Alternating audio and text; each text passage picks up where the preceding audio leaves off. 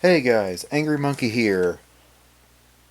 Guys, I'm poor. At least I am after the weekend that I had. I mean, that's not entirely true. This past weekend was TORG, the Ohio Retro Gaming Expo in Columbus, Ohio.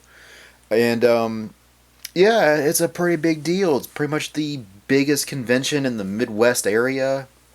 Um, and there's like 450 booths in a 30,000 square foot or 300,000 square foot. I don't know. It's enormous. It's huge. And so I'm gonna show you guys what I got, and this is just a massive pickup that there's no way I'm gonna wait until the retro game treasure to tack all this on at the end, because this will be Torg plus retro game treasure, not a retro game treasure plus other pickups. Like, this is massive. But between deals that I got, and me budgeting, I budgeted heavily for this convention. So, yes, there's a lot of pickups and some expensive items in here, but I budgeted for that. And it's not as detrimental to my bank account as it appears. But before we do that, I'm going to show off a few things that I got before Torg. So I'm going to start off with a very hefty game, and this is also budgeted. Every month I set aside money for the convention, and I set aside money for expensive games like Daikatana, and that actually is a good deal for this game. So this is a first-person shooter for the 64, made by the same guy who made Doom, which is pretty cool. And you play it, and you're like, yeah, it's basically Doom. What more can I say than that? Roughly, this is going for like 125 or 135 or something. So getting it for 100 was a pretty good deal. And when I saw that, I thought, oh, this is one of the few first-person shooter games on the 64. Forgetting that Rare made two of the best first-person shooter games on the 64, 007 GoldenEye and Perfect Dark. And I'm pretty sure that both those games would probably beat this game as far as, like, I don't know, quality and just being just a good game. I hear that Daikatana might not be the best first person shooter, but it sounded interesting, especially the fact that it's made by the same guy that made Doom. Definitely jumped out at me as a must get. Something else that I got before going to Torg. I don't know if this friend wants to be shouted out by name, but I got a buddy of mine. I've known him for 25 years now. Can you believe that? Yeah, before the turn of the century. Anyway, he was digging in his closet, and he's like, "Hey, I got some stuff that I don't really want anymore," and I'm like, "I'll gladly take it." So here's what he got me. Well, he got me some Pokemon cards. Nothing crazy. I think the most valuable thing in here was like a holographic Mr. Mime. Oh, it's not even holographic. This and this Pidgeot are probably the two most valuable cards in this. But I mean, they're all like really nostalgic. 90s. I think there's a couple Johto Pokemon in here. Yeah, there's an Espeon. But overall, these are basic, but still cool to get. And I need to go back and just build some decks. I mean, none of the decks that I build are going to be tournament worthy, but more for casual fun. I don't know, playing against a friend or whatever, where there's not really tournament rules of, oh, well, you can't use that card because it's 25 years old. I don't know. TCG's got weird rules like that. But anyway, I got some Pokemon cards. I got a few demos, because demo discs are always fun. They're very nostalgic. But I got, for the Xbox, Guitar Hero Smash Hits. So that is one demo. I'm not going to bother with gameplay for these. They're just demos. And Sturmovik Birds of Prey. Now, there was a flight sim game on the original Xbox that I played at a Walmart back in 2004 or maybe 2005. It could be this. It could be Crimson Skies. I'm not sure. I guess I need to actually play these to know for sure on which game it was that I played the demo of. But I'm excited to get that. And probably the most interesting of the three, I've never heard of this, Fairy Tale Fights. It just seems like a very bizarre game. Anyway, that's another demo, so I got, like I said, a few demos there. This was really interesting just because it's in the original packaging. I don't think these have any value. I don't know if you're able to use these in 2024 or not. But a PS2 network adapter, still in the box. I mean, there's a little bit of damage there, but I mean, this is still in the original packaging. So you would put this on the back of your fat PS2, and this is how you get on online to play online games. I didn't know that this was a thing that existed. I sometimes forget that Gen 6 had online. I mean, Xbox Live was a thing during the 6th generation of game consoles, but I forget that that's a thing because I always associate it with Gen 7 and on, like with the 360, PS3, and the Wii being online. But I mean, there was online stuff going all the way back to the Sega Genesis, but I always forget about all that because I don't know, I just forget about it. But yeah, like I said, this is in its original packaging. And I'm probably going to leave it in the original packaging. Like I said, I don't even know if it's usable, but just seeing this is really cool, really nostalgic to see this. I don't know how old this is. I mean, obviously it's PS2, so early 2000s, maybe as early as the year 2000 when the PS2 came out, but I'm going to say probably like 01, 02, something like that. I'm not sure. Some of you guys out there probably know more about that than I do, because I didn't grow up on PS2. I was a GameCube kid, didn't get my PS2 until way later. But the two big highlighted items. So guys, one of my goals is to get all the Pokemon games complete in box. I've shut off my Emerald box several times, and I've got every Pokemon game complete in box from Emerald to present, minus Black 2, because I got that game used at GameStop, and I don't know why I got it used when I could have gotten it brand new in 2011 or 12. 2012, that's when it came out. But I'm like, oh, I wanted this game now, and it's cheaper to get it used. I don't know what I was thinking there. However, the same friend's like, oh, I've got a couple boxes, and they still have the manuals if you're interested. I'm like, yeah, I'm interested. So he got me, and I mean, they're both slightly smashed, but I mean, they're still in pretty good shape, considering that both these are over 20 years old, and the boxes are just, I mean, I love the foil in this Pokemon Sapphire box. Just, oh, it's so nostalgic to look at this. And yeah, it has the manual.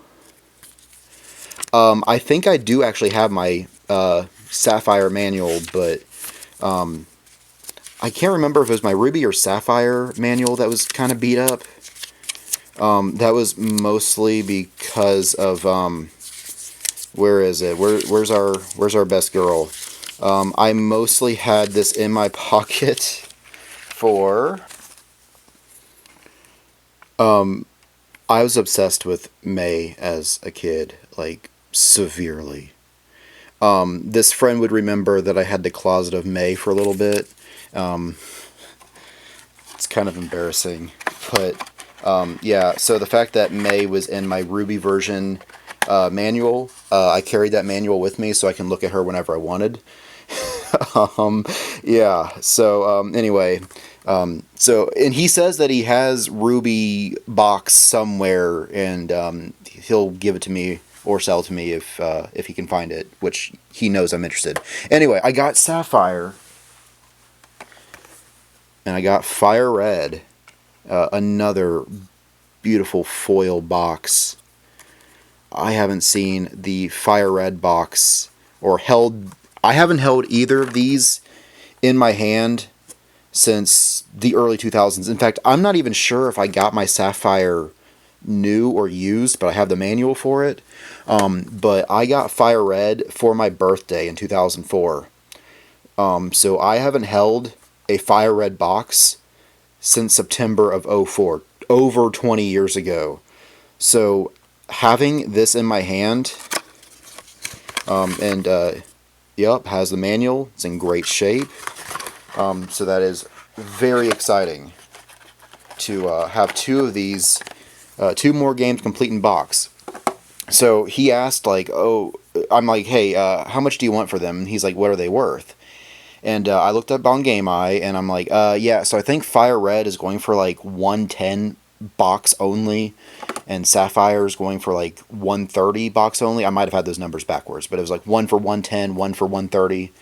And so I was honest with him. And so he asked, is $60, $30 each fine? I'm like, yeah, deal. I'm thinking, like, are you sure? But I mean, he got something out of it. So, but yeah, I got an amazing deal. No, I didn't rip him off. That was the price that he asked me. But yeah, I'm very excited to get both these. These are just beautiful to look at. Like I said, I love the foil on both these boxes. And that's why I never got rid of my Emerald, despite my mom wanting me to get rid of all my boxes, because I'm like, no, Emerald's too cool. And that was obviously after she wanted me to throw out some of my other Game Boy boxes. I didn't have all my Game Boy boxes, but I know I kept my Ruby. I'm pretty sure I kept my Gold, and I think I kept my Mario World box. Or, yeah, Super Mario World, re-released on Game Boy Advance. So I know those are a few that I kept. So, I'm glad I'm able to get a few of these back. One more pre-Torg item that I got. McDonald's has a little promo. Their Happy Meal toys are Mario Kart. So I got Luigi here. And so here we go. I got Luigi.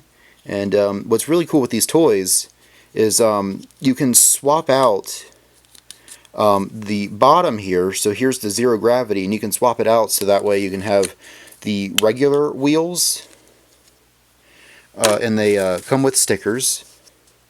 I'm assuming that you would put one of the stickers, like the L on the car and stuff like that. Is there...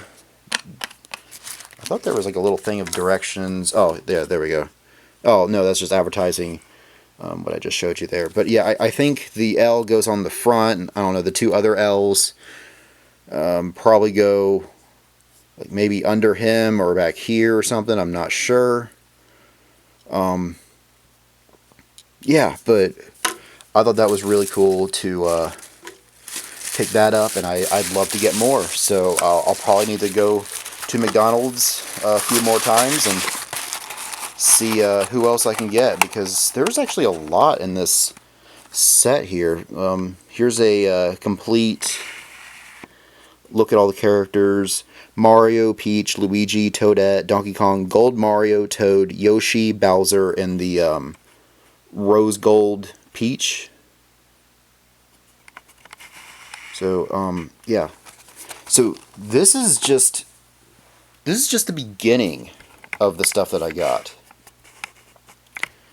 So if you're like, well, that's some pretty cool stuff there, this is just the beginning. This is like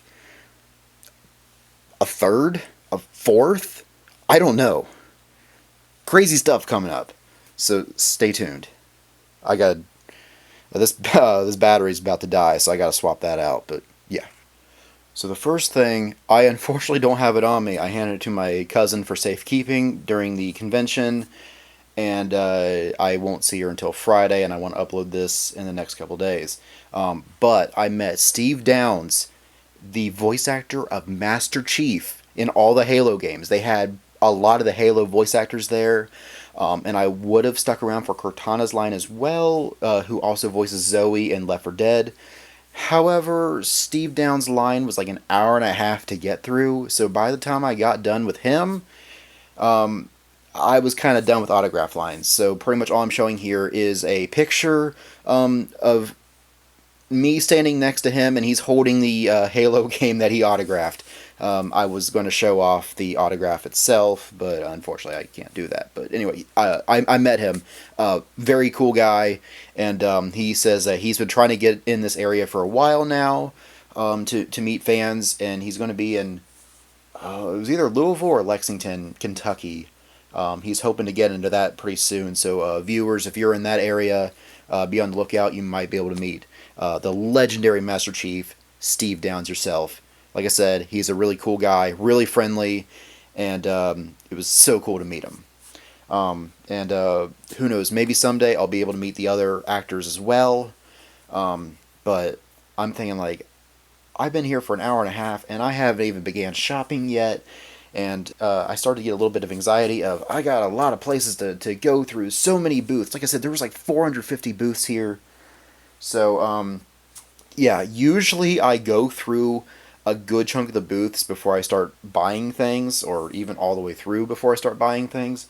I didn't do that this year, and I think that's why I still went over budget a little bit, even though not as much as my load appears. So anyway, let's get started. So I guess I'm going to go in order of stuff that I bought, which also works out that the last thing I bought is also kind of the highlight of, oh, this is what it all built up to.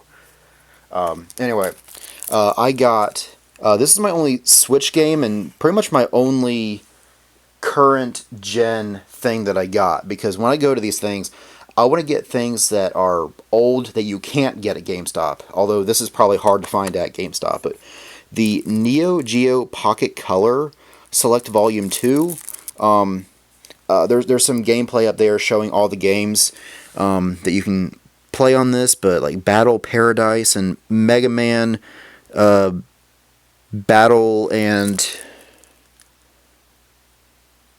I can't read that. But Pocket Tennis Color, like there's a couple sports games. There's a baseball game. There's a tennis game. But there's some SNK stuff on there. Well, obviously that's the company that made the Neo Geo Pocket Color. But yeah, so like I said, look up there and you can see the games that are on Volume 1. It actually wasn't $60. He's like, oh, I don't know why we marked it for $60 when the other copy that they were selling was $50. So I saved $10 automatically on that. But since I bought a few items from him, I got a deal. But I also got Tony Hawk's Underground 2. The Tony Hawk games, especially on the Xbox and PlayStation and PS2, are just really fun games. Almost a open world sandbox in a little city type thing.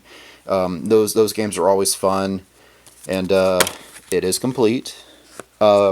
Not all of these games are going to be complete, but they're at least in good shape. But most of them are at least complete. But I know there's a couple that are missing the manual, but I got it for a good deal, so it works out. A couple of the other things, same vendor.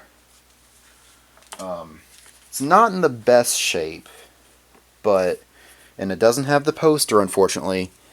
But I got another Nintendo Power magazine, Dr. Mario. This was 1990 when this issue was. You can see that it's advertising Castlevania 3, Solar Jetman, Little Nemo. The Player's Poll, that sounds kind of cool. Okay, so this is definitely like December of 90 or around Christmas season of 90, based on all this. Like I said, there's no poster. But you can see, like, these are the some of the contents. So yeah, guys, if you want to see like a page-by-page let's read, I guess, of us exploring this Nintendo Power together, let me know. I'd love to go through this. I think it'd be really fun to do on the channel, kind of like what I did with those Nintendo catalogs from like the early 2000s. I've got a few other Nintendo Powers, and I've got a bunch of Game Informers, so if you guys want to see some of that, let me know. I also, this is in a lot better shape, Super Mario World Nintendo Power Magazine. Also featuring Star Wars and Final Fantasy Adventure. And this is, well, obviously it's promoting Super Mario World, so this is 1991. Unfortunately, it's in better shape, but does not include the poster. That's sad, but I did get to see the Holy Grail Nintendo Power issue number 1. Whether or not it had the poster, I don't know. But it was $220. So I wasn't gonna get that, but it was cool to at least see in person. The next booth that I went to, after all these years of having a Dreamcast, I've had a Dreamcast for, I don't know, the last 12 years, and I never had one of these to go with it. I don't exactly know what all this thing can do. I know that people say that in Resident Evil Code Veronica that this will display like your health and ammo and stuff. I don't know what else it can do, but it plugs into your controller. But anyway, I got one of these finally, so that's really exciting. And here's a game that in America is like $90, $100. This is the Japanese port of Goemon. Now, I think it's just a 3D platformer, 3D adventure. I didn't really realize how much Japanese text was going to be involved. What you're seeing is the American version, because I just pulled some gameplay off of YouTube. It's just much easier than capturing gameplay myself. So if I find the American version cheap, I'll probably just swap these out. But I think I have a way to play this. I've got a 64 Game Shark, and I think the Game Shark can play some Japanese games on an American console. Depends on like how new the game is, how new the Game Shark is, stuff like that. But I figured, hey, it's only $10, so if I can't play it, it's only $10. Not a big loss. I'll just eat that $10. But if it works, I saved money. Although I guess I still need to read it, so I don't know what I'll do there. I guess hold my phone up to the TV and have it translate for me. I don't know, but it's at least, I thought it was worth it. It was worth the risk. Next, now guys, for those who know me and have seen Three-Way Stop, you guys would understand my trauma when I show you this next game and you're like, I'm surprised that you got anything related to that video game series at all. But I'm like, well, hey, this is not that game. This is just a beat 'em up. The Battletoads Double Dragon for the Sega Genesis. So yes, you can play as the Battletoads, and all it is just a beat 'em up, basically like level 1 of Battletoads, which I thought was the best level of the game. Level 2 wasn't too bad. It was Turbo Tunnel when I wanted to smash my TV. But that's a beat 'em up, and I'm assuming you can do co-op on it, so maybe it won't be as miserable as me playing the NES, just straight up Battletoads. Because I enjoy the music, I enjoy the characters of Battletoads, and the creativity, the humor. I just hate the game itself. But anyway, that's a little bit different, so that's cool. Same guy, and like I said, I got deals at pretty much all these that I had bundles. Like I was able to save like $10, $15, and on one of them was an even bigger lump of change than that. But last one I got at this booth was Wild Arms 3, which I have never heard of the series, surprisingly. This one's complete in box. Ooh, what's this? Oh, that's cool. Little postcard. You remember the postcards that... Yeah, this is complete in box. It's in really good shape. It's a Western RPG game. Yeah, I've never heard of this, but I'm like, this game looks really cool. So I wanted to get it, so hopefully I can play it. I hope I don't need to play 1 and 2 to understand the contents of 3. If you do, then I guess I gotta buy Wild Arms 1 and 2. But I'm assuming that's going to be like a Final Fantasy where they're all standalone stories, but we'll see. Anyway, I was really excited to pick up Wild Arms 3. It looks like a pretty cool game. Up next, here's a game that I've wanted to get for a while. It's been on my wish list for the longest time, and it has a fresh battery, so that way I can actually enjoy it. And I think I have a way to play this game in English, thanks to the Retron 5 Pokemon Green version. So, for those who don't know, Pokemon Red and Green came out in Japan long before they came out in America. They're incredibly glitchy. The graphics are not quite as good. It's not as polished.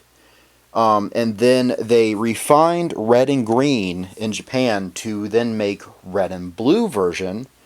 And then Red and Blue is what we got over here in America in 1998.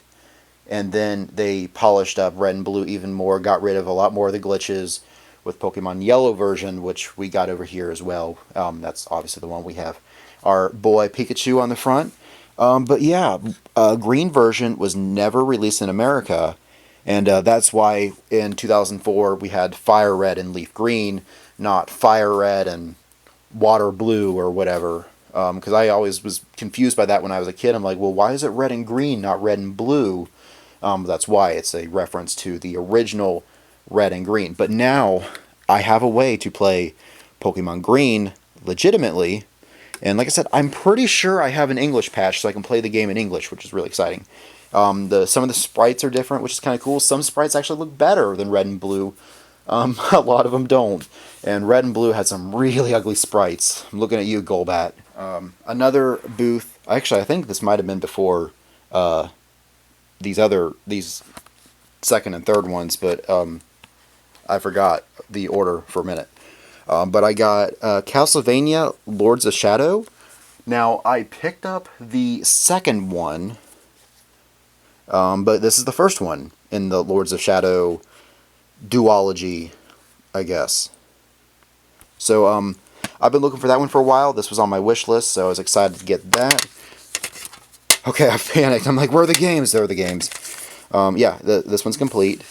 Yeah, I forgot that this vendor did that. I guess it's to help protect the games. I'm not sure, but anyway, I got Lords of Shadow. Our boy Vyro will be excited. By the way, I met Vyro for the first time. We've done all those recordings together, and I've sent him stuff, he sent me stuff, and I've never actually met him until this convention. But I got one of Vyro's favorite game series here, Dot Hack. So I had part 2 already, but now I have part 1. And yeah, it's complete. It's got the manual, it's got the disc obviously, and it's got a 45 minute anime DVD included on that as well, so that's really cool. So anyway, that's another one. I was excited to pick that up. Got Manhunt. This is one that's been on my wish list for a little bit. Manhunt 1 and 2. 2 is a little bit more expensive. I think 2 is closer to $60. But I got Manhunt 1. This game looks really cool. So it's like kind of a horror stealth game action. Yeah, it's a Rockstar game, so it's good. Most Rockstar games are pretty good. And the last one that I got at this booth, yep, this one's also complete, is Myst 4 Revelation. So I've got Myst 1 on the original PlayStation, and I've got Myst 3 on the PS2, and now I got Myst 4 to go with it. So that's really exciting. It's a point-and-click puzzle game, adventure. Graphics are usually pretty good. I mean, the graphics look really good for that era. Like, I mean, I saw the PlayStation graphics. I'm like, those graphics actually look pretty good for being a PS1 game. So here's another bundle. It is Outlaw Golf, 9 Holes of Christmas. It's a Blockbuster exclusive game, and well, it was only $5. So yeah, sure, why not? If it was more than $5, I probably wouldn't have gotten it. But I'm like, this game looks kind of dumb. I kind of want it. So yeah, I figure this might be a fun. I've never done a Halloween themed game like around Halloween or a Christmas themed game around Christmas, just because of it's so hard to, I don't know, get people together to record and all that stuff. And I'm still in the middle of Pokemon Coliseum after 2 years. But anyway, yeah. This one looked kind of interesting, and like I said, it was only $5, so why not? At the same booth, picked up Road Rash 3D on the original PlayStation. So this is a combat racing game on a motorcycle, and you got like, I don't know, you punch and kick or a baseball bat other people off their motorcycles. The only other Road Rash game that I have is actually on the 3DO of all consoles. So it's pretty cool to get another one in that series. And I talked about Myst earlier. Well, here we go. Myst 2, Riven, the sequel to Myst. This is a big game. I didn't realize it was this big of a game until I got it. Yeah, 3 discs. Yeah, this is, well, it's another Myst game. So another fun point and click puzzle type game. I'm intrigued. These games look really cool. I've never played these games, but they look really cool. Unfortunately, this one was not complete in box, but everything else was in good shape. That I just figure, I'll get a manual at some point. Alex Kidd. This one is the Enchanted Castle. But it's in great shape. The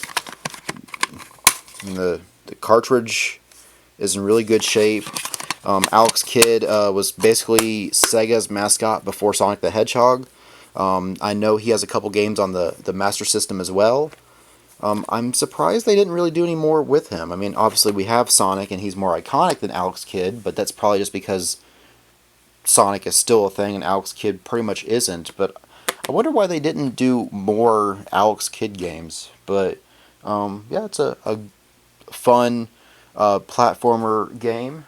And the last game that I got in this bundle, I've been looking for this one for a while, was Crazy Taxi 3. Yeah, did you guys know there was a third one? I got 1 and 2 on the Dreamcast, and now I got 3 on the original Xbox, because I know that a lot of the Fruit would say that a lot of the Sega teams jumped ship over to Xbox, and that's why for a while you were seeing Dreamcast type of games. Like there was that Dreamcast collection on original Xbox, and you got stuff like Crazy Taxi and Shenmue being on Xbox, and only on Xbox, because Xbox was kind of the replacement to the Dreamcast, kinda. But anyway, I was really excited to pick that up. I've been looking for this game for a few years, so yeah, I'm excited to finally have that one in my collection. Here is another bundle with some stuff that I've been looking for a while. I was really excited, and I actually didn't know that this one existed. Was Twisted Metal Black on PS2. It's in great shape, though. It's complete in box. Twisted Metal games are fun. Actually, I've never played a Twisted Metal game, but I've got like 4 of them on the original PlayStation. I've got this one. Now you're thinking, wait, you just said games that you've been looking for, and here's a game that you've never heard of. Well, yeah. This I've been looking for a long time. It is complete. I played Raging Blast 1 when I pretty much first got into Dragon Ball Z, and then shortly after that I discovered Raging Blast 2. I don't remember when this one came out.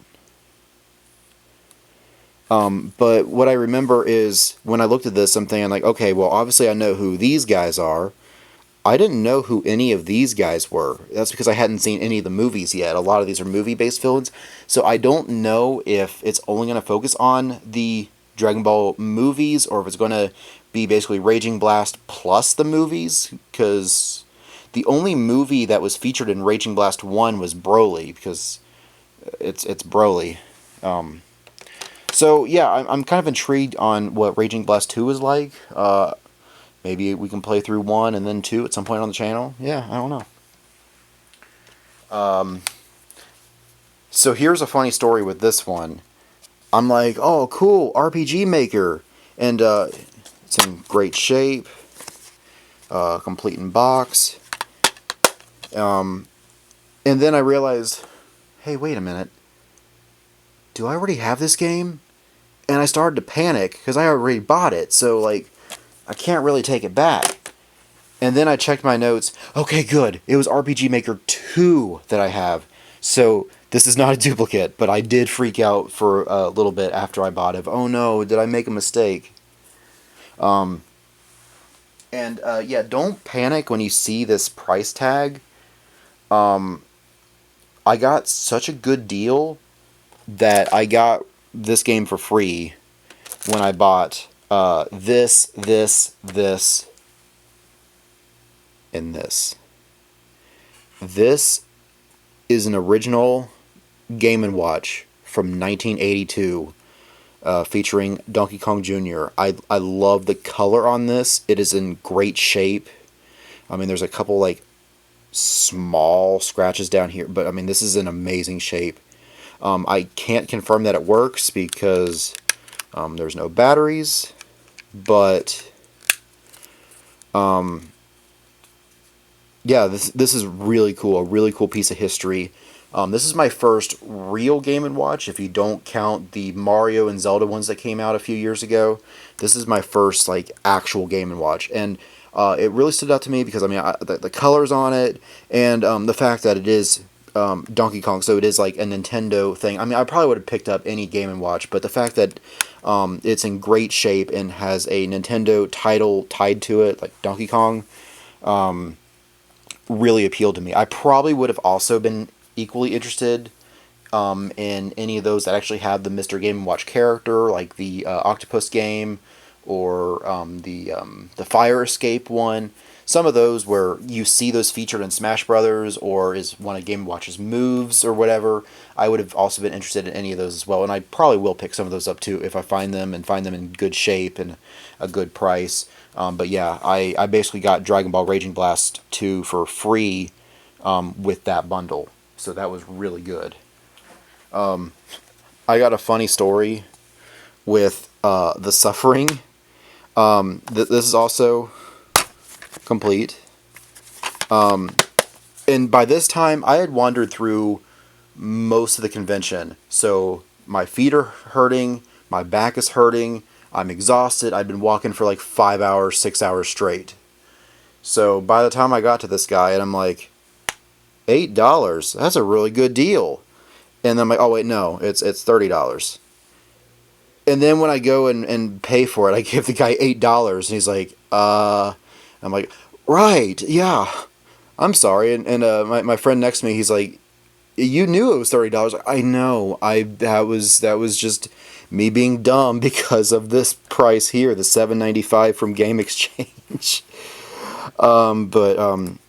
Yeah, $30. That's kind of the going rate for this game. But I mean, like I said, it is complete and it's in pretty good shape. This game looks really cool too. It's like a it's like a horror game with psychological elements to it, and I'm all over that stuff. Unfortunately, now that means that I have to get to the second one on Xbox as well, because it's on both Xbox and PS2, and they're probably both about the same price, but obviously my OCD is saying, okay, well, you got one on Xbox, you got to get two on Xbox as well. You can't get the second one on PS2, because that's just weird. I know I do have some of that on other consoles and other games, but I hate when that happens. It's like, okay, if I get one on one brand, I gotta get all of them on that brand. But like, I got Oblivion and Skyrim on PS3, but I got Morrowind on original Xbox, and I also hear that Skyrim works better on Xbox anyway, but whatever. The next thing that I got,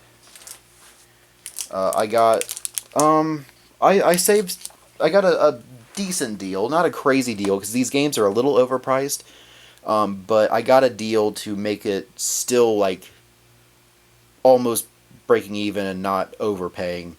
But I got a few more games for the 64. Yeah, believe it or not, I do not have Puzzle League until now. This was a game I remember kind of wanting it because it was a Pokemon game, and then I'm like, oh, it's basically like a Tetris type thing. I mean, it's like a Panel de Pon kind of game, but it's like, oh, it's like a Tetris game. But now I'm interested, or at least interested enough to get it. This was interesting thing with this game. This was not released in Japan. This was basically America and maybe Europe, but not Japan, which is interesting. And the music is stuff from like the anime, but like a remixed tunes from the 4Kids anime that was not in the. Well, I know that was like that in the movies. I don't know if that was like that in the TV show as well, where 4Kids changed the music. I'm not sure. But anyway, yeah, I was real excited to pick this one up. That's one I've been looking for a while. I also got Turok 3, another first-person shooter on the 64. And when I bought Daikatana, I'm like, oh yeah, Daikatana, and then Perfect Dark and GoldenEye. I completely forgot about the Turok series, and I've got, well, now all of them on the 64. This was the last one I was missing on the 64, because I got the first one, there's the second one, and the third one has another one has a different title to it that's not a 3, like what, like something like Rage Wars or something, I don't know. And then you got Turok 3, so now I've got the third one as well. So I've got all 4 of the Turok games, so that's really exciting. This one, I know that this appears expensive. It's usually going for about $150, $160, but I budgeted for this, and like I said, the guy gave me a deal for these 3 64 games. So this is a 3D platformer. I know that a lot of people say, yeah, it's not really that good. They would say that like 3 or 4 or Symphony of the Night are the better Castlevania games, and I do have 1, 2, and 3, and I do have Symphony. I don't know if I've got 4. Maybe I do. I feel like I should. But anyway, I got this. So I'm missing the other Castlevania game, which is at least cheaper. Like the other one goes for like 25 or 30. Whereas this one's like the 150, 160 range. But yeah. And at this point you're thinking like, man, you bought a lot. But yes, but remember, I budgeted for this, and I got insane deals on everything else. And I got one more item to show off. And this is kind of what I'm considering to be the highlight big ticket item that I'm like, ooh, I'm getting that. So I guess first I'll show this, which is just a battery. And here's the AC adapter. Okay. A little bit of a build-up. However, if I show you the next thing, you're going to know exactly what it is. So I might as well just show you the item itself. The Virtual Boy. Pretty much the biggest failure that Nintendo ever made. And now I've got it. And it comes with Mario Tennis, which I actually already have. This copy's kind of gross and dirty. So I'll probably sell this copy because I already have it. But this was the game that I think came with the Virtual Boy. This is complete. I mean, not complete in box, but I mean, it's got the AC adapter. It's got the battery. It does have the stand. And it has a controller. So yeah, and this actually is the going rate for the Virtual Boy. So now I've got two games because I can already play stuff on the Virtual Boy because I've got Mario Tennis already, and I've got the Wario game that came out on the thing, which are like the two that I really wanted. But there's also a Tetris game that looks really good. There's a boxing game that looks really good, and the flight sim game looks okay. Um, I don't know what else is on the Virtual Boy, but those are like the 5 games that I know, and probably the 5 games I'm looking for. But there's only like 12 games that exist for it, and I hope that none of the games that I want are also the expensive ones. Part of me kind of wants to get a full set of the Virtual Boy just because there's only like 12 games or whatever, but yeah, this was the big ticket item. Really excited to get this. It's in great shape. The guy says it works. You can see here that all of this is in like great shape. Like this was barely ever used because anybody who's played the Virtual Boy gets a headache in like 10 minutes. Yeah, so this was created by the guy that made the Game Boy, and it was supposed to be kind of a holdover between the Super Nintendo and the 64, to kind of give Nintendo more time to make the 64, and people hated it, and it was pretty much canceled after like a year and a half after it was made.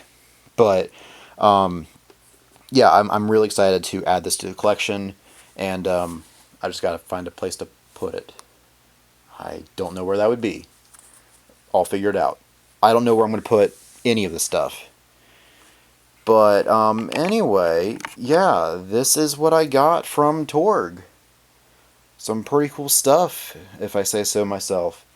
A lot of great stuff. So as always, if there's something that you see in this pile or in previous videos, you're like, dude, you gotta play that on the channel. It's like my favorite game ever, or oh, that'd be really interesting to see what that game's like. Let me know in the comments below. I'll write all that down, and I'll put that on the request list, and hopefully we can get to it soon. I don't know when that would be because I'm not able to meet up with the team as often as I'd like, and I'm boring by myself, so I need one of these people with me to play through Castlevania or Puzzle League, or I don't even know how I'm going to record on the Virtual Boy, but yeah, just let me know. I'll write it down. Requests will not be ignored. They will be on the list. I'll get to them when I'm able to. Yeah, I guess it's time to close out the video with my end of video stuff. Before you go, don't forget to like this video, subscribe, hit the bell so you're notified when another video comes out, whether that's going to be taking a look at one of these games here, or I don't know, me playing through a different game on the channel, whatever it is, whether it's more Pokemon Coliseum or another unboxing thing, another pickup video, whatever. That way you guys know what it is. I also have a Facebook page, that way you guys can, I don't know, follow me on Facebook and be like, oh, cool, Angry uploaded a new video. I mean, if you're subscribed, you already know. But I don't know, it's just another way to keep up with the Angry Monkey videos, and I don't know, another place to interact with me if you don't want to do it on YouTube. I also have an Instagram that I forget that I have until I'm like, oh yeah, I have an Instagram, and one of these days I'll post to it. I haven't posted to it in like over a year, but I do have it. I mean, like, maybe the Virtual Boy, that'd be kind of a cool thing to share. I mean, like I said, it's in great shape, so that could be something I could feature on Instagram, or one of the other really cool items. I've got a lot of cool stuff that I could show off on Instagram. That's kind of why I built it in the first place. Also help promote the channel, but I keep forgetting to do it. Yeah. But most importantly, I've got a Discord server where we talk about pretty much everything that I've mentioned so far in this video. Obviously video games, obviously Pokemon. I reference anime in here, I think. If not, anime is a big part of the Discord as well. Talking about nostalgia. All this is nostalgia, pretty much.